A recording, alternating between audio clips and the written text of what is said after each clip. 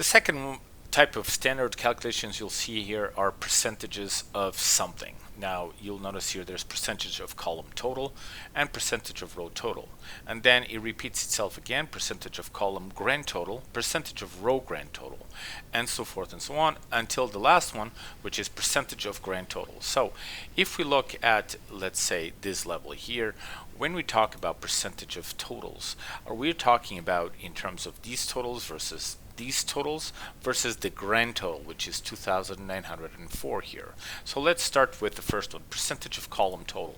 So the very first one is percentage of sales total in terms of, let's just expand here to the very lowest level here. So we have, it's no longer a variance, it's a percentage of total. I'll rename my column, I'll actually make it a little bit shorter, so it's a little bit easier to examine here. But let's take a look at what happened here. Percentage of column total. So if the total in this case is 1692, that would represent 100% of the total.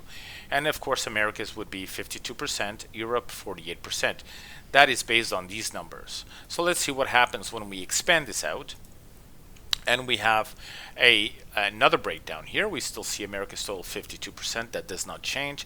48%, that still needs to add up to 100% here. But you'll notice here that now these items here are no longer referenced to the grand total here of 100%. Canada in this case represents 56%, 492 sales.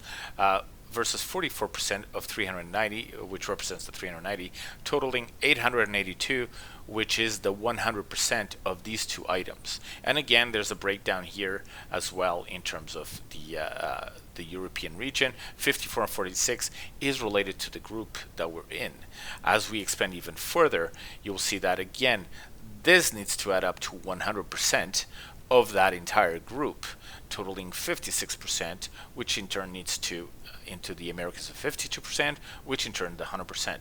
So this is how the percentage of column total works.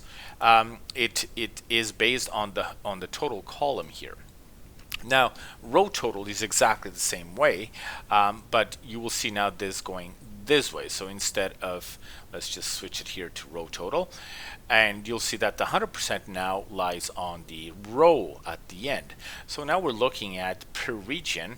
What we're looking at is we need to identify between 2021 and 2020 and 2021 the percentage breakdown that adds up to 100%. So in the first case, we were looking at the distribution or percentage distribution of the total across regions, whereas here we're looking at within each region, how is the percentage distribution on a yearly basis adding up to 100%.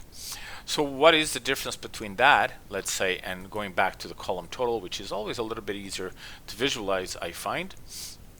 What is the difference between percentage of column total versus percentage of column grand total? So let's see how the numbers change. Now in here the numbers did not change, but as we expand down, you'll notice that now these numbers here, the 12% of Montreal, which used to be, this used to add up to 100% of the region of the hierarchy, it now is showing Montreal is 12% of the 100% shown here, the 1692. Okay, so that is a grand total here. That is now all calculations you've seen here are now related to that. So at all levels. So if we expand at the country level, 29, 23, 26, and 22, together those items need to add up to 100%. I really hope they do. I'm not doing the math quickly here, but they should do. And that gives you an idea of what Canada represents out of, in 2020, out of all the sales across the across all regions. As you expand in Montreal, you'll see that Montreal is 12% of the grand total of all the regions. So this is very useful to identify the participation of each individual level element within the grand total of things. The last one is the percentage of grand total. Now, if 100% here was the 1692, this represents 100. Now you can imagine that what we're going to be looking at is across both 2020 and 2021. Again, looking at that example that we were looking at of Montreal, it was 12% of the yearly of 2020, but what is the percentage of that year Montreal across the grand total of things. So by changing that, oops, yep, percentage of grand total, I should change.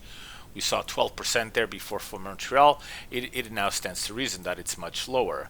The grand total now includes 2,904, includes both 2020 and 2021. Now, in this case, this particular calculation does not make a lot of sense, as we're comparing two completely different years, or maybe it does, depending on your use case. But the idea, again, is that you'd be able to use this for other hierarchies, including categories, product categories, etc. And you're trying to identify what is the percentage of that specific product across different regions for the entire portfolio of products. So that could be very useful for that.